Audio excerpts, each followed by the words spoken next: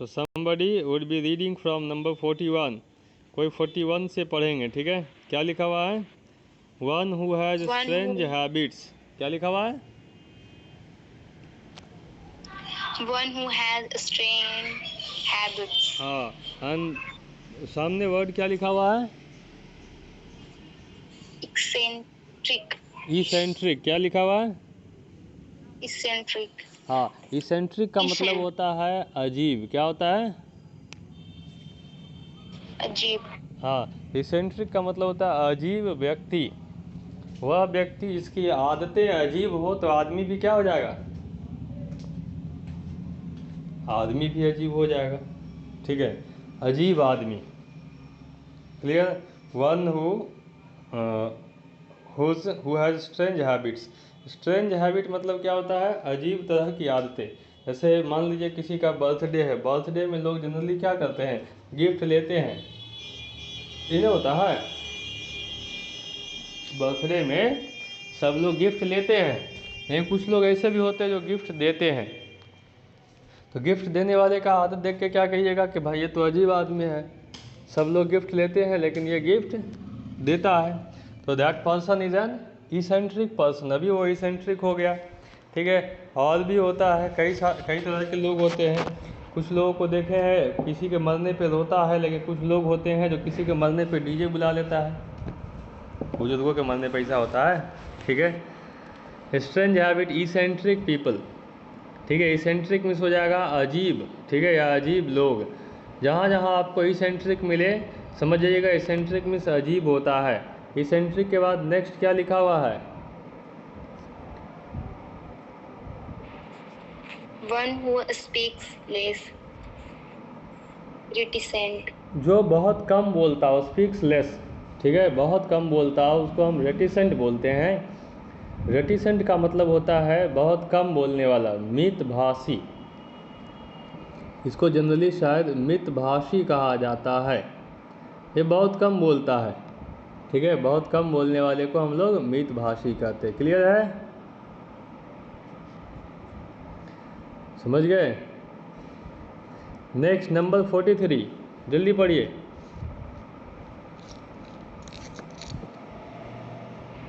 One who walks on food. One, ये थोड़ा सा गड़बड़ है, टाइपिंग मिस्टेक है, आप पढ़िए। One who walks on foot. हाँ, जो पैदल चले उसे क्या बोलते हैं इंग्लिश में? पढ़िए। रोशन Pedestrian. हाँ, पेडिस्ट्रियन पढ़ते हैं। रोशन क्या लिखा हुआ है? One who walks on foot is called, पढ़िए।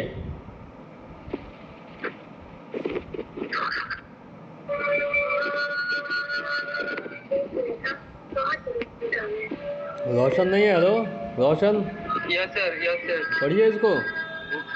One who is indefinite to. यहाँ कहाँ आप चले, कहाँ सुन रहे हैं आप?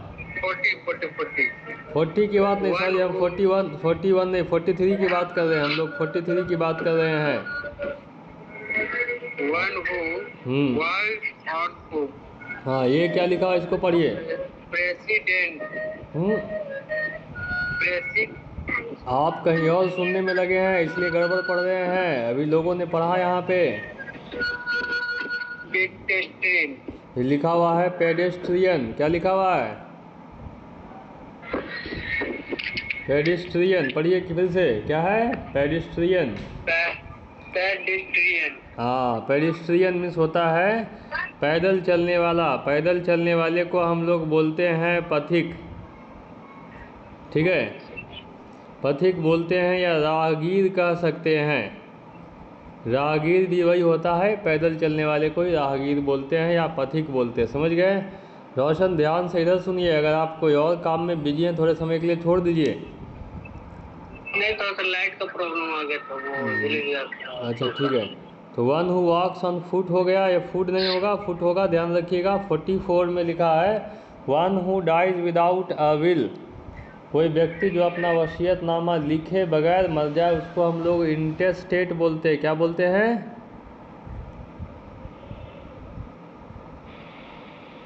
intestate, हाँ, इंटेस्टेट। ठीक है, तो हिंदी लिखिएगा, बिना वसीयतनामा लिखे मरने वाला व्यक्ति। पूरा सेंटेंस लिखिए। इसका मतलब क्या होता है सर, बिना वसीयतनामा लिखे बिना? इसका बिना मतलब क्या होता वसीयतनामा लिखे मरने वाला व्यक्ति। तो होता क्या है मेनली, कई लोग मरने के पहले अपनी संपत्ति किसको देना है वो लिख के जाते हैं। ठीक है, तो कैसे कैसे बटेगा वो लिख करके जाते हैं, लेकिन कई लोग जो है ये झगड़ा छोड़ के जाते हैं कि तुम लोग अपना निपट लेना। ठीक है, समझ गए? है सर? तो राइट। जो बिना ऐसे बंटवारा किए गए वो इंटेस्टेट कहलाएंगे। ठीक है, चलिए आगे बढ़ते। इंटेस्टेट हो गया जो बिना वसीयतनामा लिखे मरा हो। 45 में हमारे पास है, 45 बहुत आसान है हमारे पास। 45 एंड 46 बोथ आर सेम, दोनों सेम है।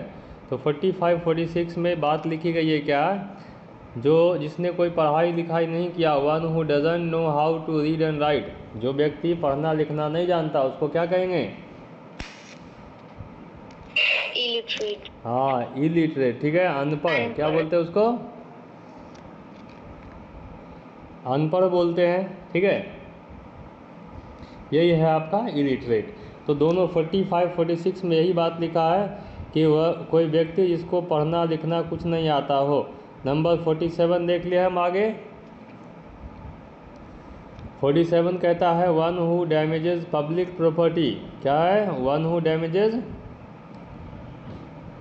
public property, क्या समझते हैं इस सेंटेंस से, समझाइए क्या है? जो सार्वजनिक संपत्ति का नुकसान पहुंचाए। हाँ, जो सार्वजनिक संपत्ति को नुकसान पहुंचाए हुए, ट्रेन में आग लगा दिया, बस में आग लगा दिया, दुकान तोड़ दिया मार्केट में। ठीक है, ऐसे लोगों को हम लोग बोलते हैं इंग्लिश में वैंडल। वैंडल का हिंदी में कहते हैं उपद्रवी। क्या बोलते हैं? पेपर में देखिएगा लिखा जाएगा ये उपद्रवियों ने मिलकर दुकान जलाई, ट्रेन जलाई। ऐसे उपद्रवियों ने ट्रेन को आग के हवाले किया, तो उसको वैंडल बोलते। क्या बोलते हैं? vandal, vandal. ठीक है, वैंडल के बाद हमारे पास 48 में आता है one who does not believe in God. मैंने ये बताया था पिछले बार कि एक व्यक्ति जो भगवान में भरोसा नहीं रखता उसको बोलते हैं एथेइस्ट। क्या बोलते हैं? atheist, हाँ, एथेइस्ट मीन्स होता है नास्तिक। क्या होता है? नास्तिक, हाँ, जो भगवान में भरोसा नहीं रखे वो नास्तिक, और जो भरोसा रखे वो आस्तिक। भरोसा रखने वाला क्या कहलाएगा? आस्तिक। जो भरोसा नहीं रखे उसे कहेंगे नास्तिक। ठीक है, चलिए तो एथेइस्ट मीन्स नास्तिक होगा। आगे देखिए हमारे पास 49 कहता है one who has narrow religious view. क्या लिखा हुआ है? One who has narrow religious view.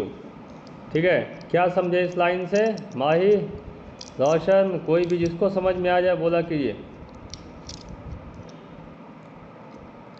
जिसकी सोच, ध्यान से सुनिए अब नहीं बता पाएंगे तो, जिसकी सोच धर्म के प्रति बहुत छोटा हो। ठीक है, जिसका ये कहना हो कि हमारा धर्म जो है बहुत बड़ा, बाकी सब ऐसे ही पड़ा। ठीक है, तो उसको हम लोग बोलते हैं फैनेटिक। क्या बोलते हैं? सॉरी, बाइगॉट बोलते हैं। क्या बोलते हैं हम लोग? बाइगॉट। हाँ, इसको हम लोग बोलते हैं हिंदी में कट्टरपंथी। ठीक है, कट्टरपंथी कहते हैं बाइगॉट। हो गया ना? अभी अगला वर्ड आप समझिएगा। अगला ये आपको समझ में आ गया, अगला वर्ड समझिएगा। अगला वर्ड जो है वो कहता है अ man who has too much enthusiasm for his religion. एक व्यक्ति जो अपने धर्म को लेकर के ज़्यादा उत्सुक हो, ज़्यादा जोश में रहता हो। अब ये करता क्या है? ऐसे लोगों को ऐसे कहते हैं फैनेटिक। क्या कहते हैं? fanatic, ना ही समझे, ऐसे लोगों को इंग्लिश में फैनेटिक कहते हैं। पूरी कहानी समझिए। रोशन, कौन सा वर्ड पढ़ रहे हैं हम लोग? फोनेटिक। चलिए, आप खाना भी निपटा रहे हैं, क्लास भी निपटा रहे हैं एक ही बार। चलिए देखो, एक शब्द होता है हिंदी में जिसको हम लोग बोलते हैं हठ धर्मी। समझना बात को। तो हठ धर्मी क्या लोग होते हैं?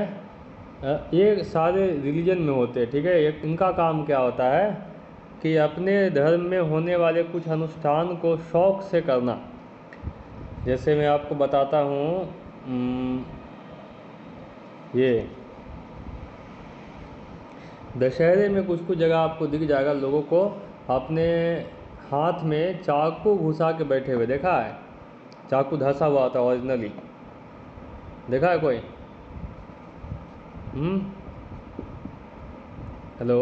नहीं सर। नहीं, ये आपको दिख जाएगा दशहरे के मेले में। हमने गया में देखा है, गया में गोदाम के एक पंडाल में बैठा होता है एक आदमी, 3-4 चाकू हाथ के स्किन में घुसा रहेगा उसके, ठीक है। तो एक ये हो गया। दूसरा नज़ारा समझिए, ये कई जगह पे, ये इस्लाम में कई जगह हमने देखा है, वो एक आग जलाते, पहले कोयला पूरा जला लेते हैं लाल करके, उसके बाद उसको ज़मीन पे बिछा देते हैं, फिर उस पर चढ़ के पार होते हैं, ठीक है। सर वो देखा है। देखा है? शगुफ्ता देखा है ना? नहीं सर, वो सब शिया लोग करता है। हाँ, मतलब वो होता है, वो पता नहीं किसके कैटेगरी में आता है। तो वो जो है वो भी एक अनुष्ठान हो गया। जैन लोगों में क्या होता है, Jainism has got one thing called, Jain वालों में एक होता है समाधि में जाना, ठीक है। समाधि का कंसेप्ट क्या है कि जब उनको लगता है कि अब हमारा आखिरी समय आ गया मरने का, तो कहा जाता है कि वो खुद को कमरे में बंद कर लेते हैं, ठीक है। और बाहर से बंद किया जाता है, कहा जाता है कि भाई कमरा नहीं खोलना है। कमरा खुलेगा कब? जब अंदर का आदमी मर जाएगा तब, ठीक है। उसको भूख लगे, प्यास लगे, जो लगे, लेकिन कमरा नहीं खुलेगा, ठीक है। ये होता है। कुछ कुछ और रिलीजन्स में क्या होता है, ये उपवास रखने का सिस्टम होता है। तो कहीं कहीं ज़्यादा है, जैसे आप लोगों ने देखा है दशहरे में 10 दिन का होता है, ठीक है, राइट। छठ वगैरह में 3-4 दिन का होता है। कुछ कुछ में आपको विश्वास नहीं होगा, सम रिलीजन्स हैज़ गॉट 40 डेज ये फास्टिंग। अब आप विचार कर लो, 40 दिन कोई खाना नहीं खाए, क्या बचेगा, ठीक है। तो ये जो है आ जाता है, ये कुछ ऐसे अनुष्ठान जो जिस पे जो है आदमी के जान पे बनाती है। लेकिन कुछ ऐसे लोग हैं जो इसको पूरा करते हैं, ऐसा नहीं कि नहीं है। कुछ लोग ऐसे हैं जो ये भी पूरा करने को तैयार हैं। क्या सगुफ्ता? सर ये जिंदा तो रहते होंगे ना 40 दिन फास्टिंग का? नहीं, कुछ लोग हैं ऐसे जो बच गए, ठीक है, करने के बाद। कुछ ऐसे हैं जो नहीं बचे, ठीक है। जो सर 40 दिन कुछ नहीं खाने का रहता है? कुछ नहीं, जो सर 40 डेज का जैन धर्म में होता है। हाँ, जैनिज्म में होता है वो, हाँ जैन में होता है, वो फॉलो करते हैं, वो बहुत कट्टर होते हैं। फिर I tell you one more मैं आपको बताता हूँ। एक होता है, एक टर्म है लोचन। आप लोगों ने कभी सुना है? ठीक है, देखिए ये चीज़ आपको बताते हैं। मैं आपको थोड़ा सा हिंदी का एक शब्द बताता हूँ। माही, रोशन, सुन रहे हैं? Yes sir. हाँ, हिंदी में एक शब्द है लुच्चा, ठीक है। तो ये शब्द मेनली यूज होता है किसके लिए? जो व्यक्ति समाज में इसका रेपुटेशन ख़राब है, ठीक है, लड़ाई झगड़े में रहता, नहीं कहते ये लुच्चा है, चोर है, ऐसा बोलते हैं। लेकिन ये मीनिंग, इसका शब्द का मीनिंग बिगाड़ दिया गया है। लुच्चा क्या होता है? जैनिज़्म में एक प्रोसेस होता है, एक प्रक्रिया होती है, अनुष्ठान होता है, इसको कहते हैं लोचन, ठीक है। तो जो व्यक्ति जैनिज़्म में संत बनना चाहता है, ठीक है, जैन मुनि होते हैं वो बनना चाहता है, तो उसको जो है एक प्रक्रिया से गुजरना होता है। अपने जितने दुनिया के ऐशो आराम है धीरे धीरे करके छोड़ना होता है, ठीक है।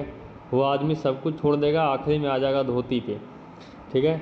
और उसके बाद उसके बाल वगैरह जो है ना उस तरह नहीं लगा, ब्लेड नहीं लगाया जाता है। तो जब वो समय आ जाएगा कि अब ये उस कैटेगरी में जाने को तैयार है, संत बनने में, संन्यास लेने के लिए तैयार है, तो उनके बाल हटाए जाते हैं। लेकिन बाल हटाए कैसे जाते हैं? ब्लेड से नहीं, ठीक है। बाल जो है ना हाथ से खींच खींच के उखाड़ा जाता है, ठीक है, जब बाल उखड़ेगा ना, ठीक है, उनके दाढ़ी से और सर से, देखिएगा उनके चेहरे पे ज़रा सा भी दर्द का सेंस नहीं रहेगा, वो मुस्कुराते रहेंगे। एक आदमी हाथ से बाल फटाफट खींचते रहेगा, वो मुस्कुराता रहेगा आदमी, वो मतलब खुद को उस लेवल पे लाते वो लोग, ठीक है। तो जो लोग इस प्रक्रिया से गुजरे हैं ना, उन संत मुनियों को ही लुच्चा कहा जाता था, लेकिन जो है लोगों ने इसको बिगाड़ दिया, ठीक है, समझे बात को, ठीक है। चलिए आगे देखते हैं।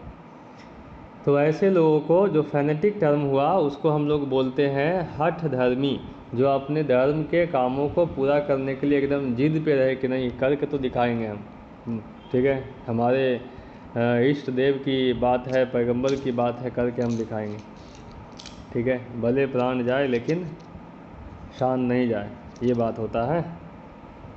आगे देखिए 51 one who feels sympathetic toward human being, ठीक है, जिस व्यक्ति को आदमियों से थोड़ा सा क्या क्या सिंपैथी है, ठीक है, लगाव है, उसको ह्यूमैनिटेरियन बोलते हैं, ठीक है, राइट। इसको हम लोग, इसको भी सज्जन व्यक्ति कह सकते हैं, सज्जन या मानव परोपकारी लिखते हैं, लिख लीजिए जल्दी, सज्जन या मानव परोपकारी, हो गया। आगे देखते हैं। A person who remains unmoved or unaffected by other people's opinion, argument and suggestions, impervious। 52 को समझिए। एक ऐसा व्यक्ति जिस पे दूसरे लोगों के द्वारा दिया गया सलाह हो गया, बहस हो गया, या तो उसके द्वारा दिए गए विचारों का कोई प्रभाव नहीं पड़ता हो, ठीक है, वो जो उसके दिमाग में आएगा वही करेगा, उसको हम बोलते हैं इम्परवियस, ठीक है। तो इम्परवियस का हिंदी क्या हो सकता है, कोई जानते हैं? हमको तो लगता है इम्परवियस का शुद्ध हिंदी ढीठ होना चाहिए, क्या लगता है माई? सच में जिस व्यक्ति को पे दूसरे का ओपिनियन का कोई असर नहीं हो रहा है, आर्गुमेंट का कोई असर नहीं हो रहा, सलाह वगैरह कुछ नहीं सुन रहा है, उसको क्या कहते हैं जनरली? ढीठ या ढीठ बोलते हैं या थेथर बोलते हैं, ठीक है, ठीक है।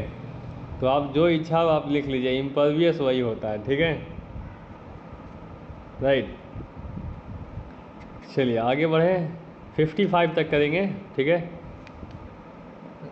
चलो, a man who is unable to pay his debt, ठीक है, एक व्यक्ति जो अपना कर्ज नहीं चुका सकता है, उसको बोलते हैं दिवालिया, इंसॉल्वेंट या बैंकरप्ट, ठीक है।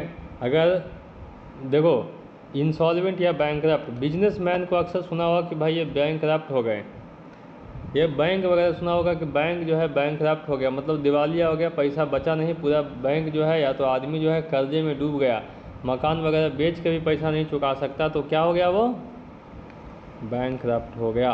क्लियर है? दिवालिया हो गया। हाँ, जब दिवालिया पढ़िएगा तो अगला नाम आपको विजय माल्या याद आएगा, ठीक है।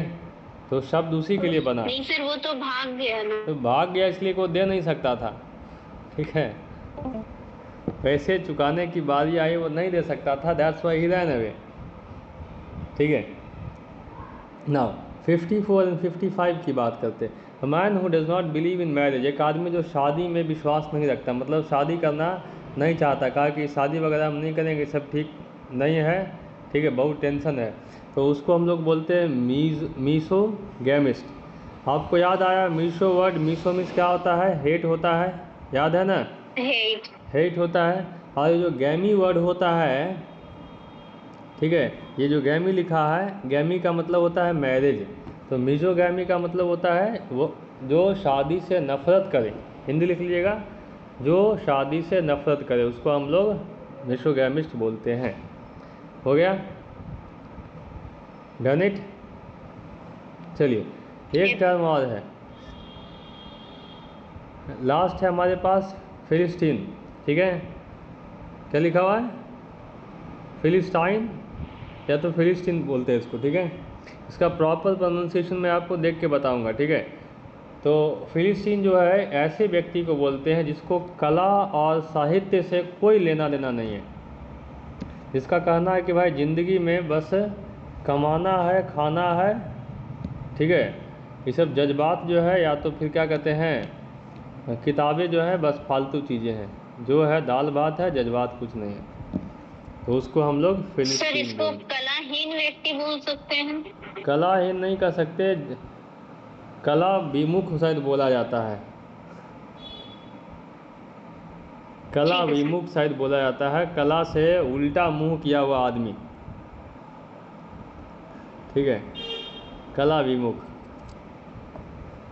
हो गया 15 डन एवरीवन, एक कम रहेगा इसमें क्योंकि एक रिपीट था ना। Yes sir. हाँ, सो हेलो एवरीवन, रोशन दिखाया सब? Hello Roshan. Yes sir, yes sir. चलिए इसका फोटो भेज दीजिएगा, लिखा हुआ है। Everyone Yes, please sir. Send photo that you have written, जो आपने लिखा है उसका फोटो भेजिए ग्रुप में। थोड़ा सा छूट कर लिखा है सर मेरा। छूट कर लिखा है, ध्यान दिया कि आप व्यस्त हो जाते कहीं और, ठीक है, पे अटेंशन।